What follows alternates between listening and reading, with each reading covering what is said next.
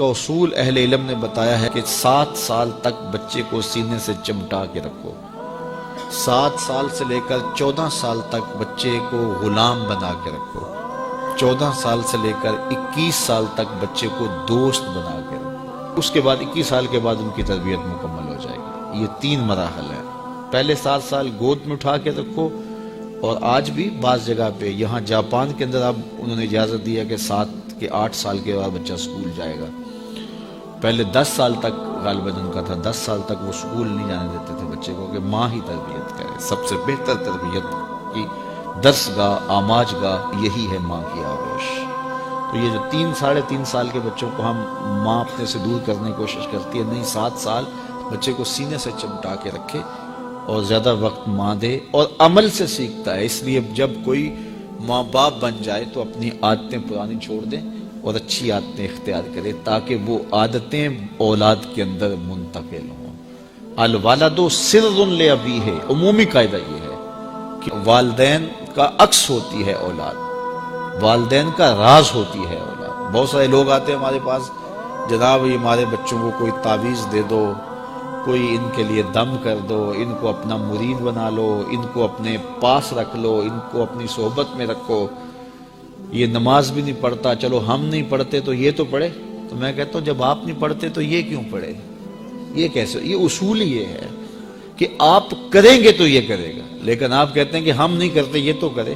ایک چور بھی چاہتا ہے کہ میرا بیٹا ولی ہو، جس طرح آپ ماحول فراہم کریں گے اس طرح کا جو ہے وہ عکس آپ کا اولاد ہوگی۔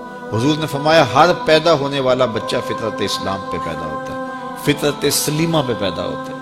اب اس کے ماں باپ اس کو عیسائی بناتے ہیں، اس کے ماں باپ اس کو یہودی بناتے ہیں، اس کے ماں باپ اس کو مجوسی بناتے ہیں۔ تو یہ عمومی طور پہ ماحول اس کو فراہم کرتا ہے، لیکن فطرتاً اگر اس کو کوئی سبق ماں باپ کی طرف سے نہ ہو تو وہ فطرتاً اسلام پہ ہو، کیونکہ فطرت سلیمہ یہ ہر شے کی اصل ہے۔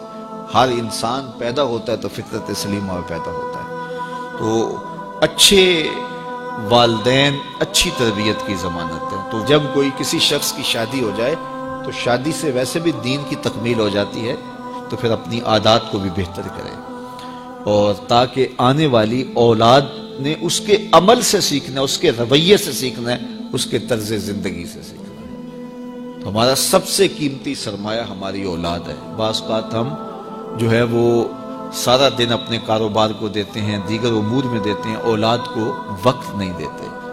تو اولاد کو وقت چاہیے ہوتا ہے، اور اولاد کو وقت دینا چاہیے، اور اولاد کو وقت دینے سے ان کی اچھی تربیت ہوگی۔ وہ آپ کے پاس بیٹھے اٹھیں گے، آپ کی باتیں سنیں گے، آپ کے عمل دیکھیں گے، آپ کے رویے دیکھیں گے، تو پھر ان کے اندر اس کا عکس پیدا ہوگا۔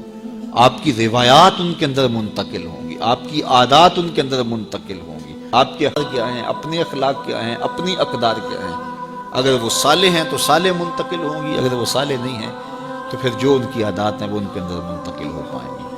تو اس لیے ہمیں اولاد کی تربیت کرنے کے لیے سب سے پہلے اپنا جائزہ لینا ہوگا، اور پھر اس کو اولاد میں منتقل کرنا ہوگا۔ یہ کوئی ایسی گولی نہیں ہے کہ جو ہم خود نہ کھائیں اور ان کو کھلا دیں اور ان کو شفا ہو جائے۔ یہ گولی ہمیں خود بھی کھانی پڑے گی، پھر ان کو کھلانی پڑے گی۔ تو اس لیے قرآن نے کہا قُوا أَنفُسَكُمْ وَأَهْلِيكُمْ نَارًا وَقُودُهَا النَّاسُ وَالْحِجَارَةُ، اپنے آپ کو اور اپنی اولاد کو، اپنے اہل و عیال کو جہنم کی آگ سے بچا لو، جس کا ایندھن انسان اور پتھر ہیں۔ اپنے عمل اتنے خوبصورت بناؤ، اپنے رویے اتنے پاکیزہ کر لو، اپنا انداز اتنا خوبصورت بنا لو کہ تمہارے رویے اور تمہارا انداز تمہاری نسلوں میں منتقل ہو، اور وہ بھی جہنم کی آگ سے بچ جائیں اور تم بھی جہنم کی آگ سے بچ جاؤ۔ لیکن اگر تمہارے رویے خوبصورت نہ ہوئے، عمل خوبصورت نہ ہوا۔ اولاد کی تربیت میں سب سے اہم چیز کیا ہے؟ ہم سمجھتے ہیں کہ تربیت میں ہماری گفتگو اثر انداز ہوگی، ہم دلائل کے انبار لگا دیں گے اور اولاد کو قائل کر لیں گے۔ اولاد قائل کرنے سے نہیں سیکھتی، اولاد آپ کے عمل سے سیکھتی ہے۔ ہم کہتے ہیں اولاد جب بڑی ہوگی، جب سمجھدار ہوگی تو پھر ہم ان کی تربیت کرنے لگیں گے، لیکن اس وقت وہ اس مرحلے سے نکل چکی ہوتی ہے۔ ماں باپ یہ سمجھتے ہیں ابھی تو یہ بولتے بھی نہیں ہیں، ابھی جو ہم کہتے ہیں وہ سمجھتے بھی نہیں ہیں، لیکن جو آپ کر رہے ہو اس کو سیکھتے ضرور ہیں۔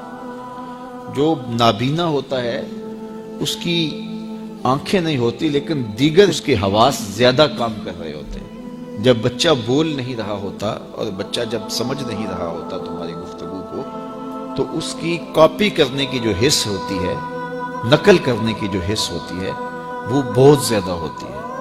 تو وہ وقت ہوتا ہے اولاد کو سکھانے کا۔ اس لیے میرے حضور نے ارشاد فرمایا کہ اپنے گھروں کو قبرستان نہ بناؤ۔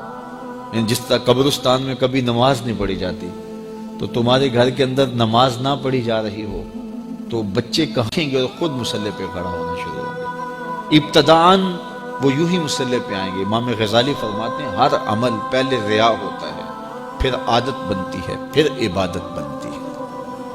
تو پہلے وہ ویسے ہی دکھلاوے کے لیے مصلی پہ آئیں گے، پھر آہستہ آہستہ ان کی عادت بنے گی، پھر اس کے بعد وہ عبادت بن جائے گی۔ اور فرمایا گیا 7 سال کا بچہ، اس کو ترغیب دو نماز کی۔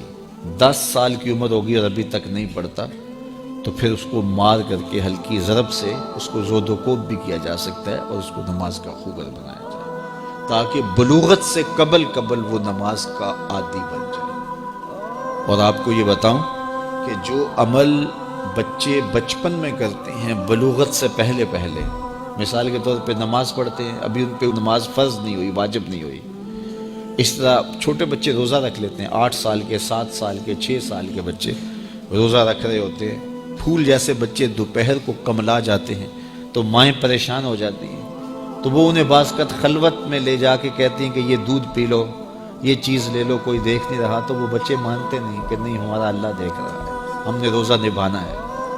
تو وہ شام کے وقت کتنے بے دل سے ہوئے ہوتے ہیں، لیکن اس کے باوجود روزہ نبھا جاتے ہیں۔ اس طرح عمرہ کرتے ہیں بچے، حج کرتے ہیں بچپن کے اندر، اسی طرح جو ہے وہ نمازیں پڑھتے ہیں اور دیگر نیک عمل کرتے ہیں۔ تو وہ ابھی تو نہ ان کے لیے نماز واجب ہوئی، نہ ان کے لیے روزہ واجب ہوا، وہ بچے بلکہ شب بیداریاں کرتے ہیں، راتوں کو جاگتے ہیں بچے۔ یہ حفظ القرآن جو بچے کر رہے ہوتے ہیں، تو یہ اتنی زیادہ محنت کر رہے ہوتے ہیں کہ آدھی رات اٹھ کے تو اپنا سبق یاد کر رہے ہوتے ہیں اور سارا دن قرآن مجید پڑھ رہے ہوتے ہیں۔ اس طرح سے نظامی کے بچے جو بھی نابالغ ہوں، تو جو بچے ابھی بالغ نہیں ہوتے، تو جو عمل کرتے ہیں وہ نمازیں ہیں، روزے ہیں، حج ہے، عمرہ ہے، یا کوئی اور نیک عمل ہے، سارے کا سارا ثواب ماں باپ کے نامہ اعمال میں درج ہوتا ہے۔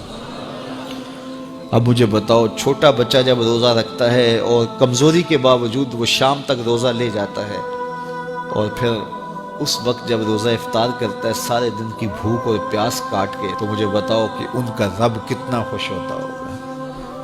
اور کیونکہ نہ تو اس کے اندر کوئی تصنع ہے اور نہ کوئی اور بات، ان کا عمل ہی عمل ہے، اس میں خلوص ہی خلوص ہے، تو پھر وہ ماں باپ کے نامہ اعمال کے اندر وہ نیکیاں درج ہوتی ہیں۔ تو اولاد کو بچپن کے اندر آپ جو تربیت دیتے ہیں، تو وہ جو عمل کرتے ہیں، ایک تو ماں باپ کے کھاتے میں اس کا عمل، اور دوسرا بالغ ہونے سے قبل ان کی عادت پختہ ہو گئی، تو والدین کی ذمہ داری ہے کہ ان کو جو ہے وہ صالح تربیت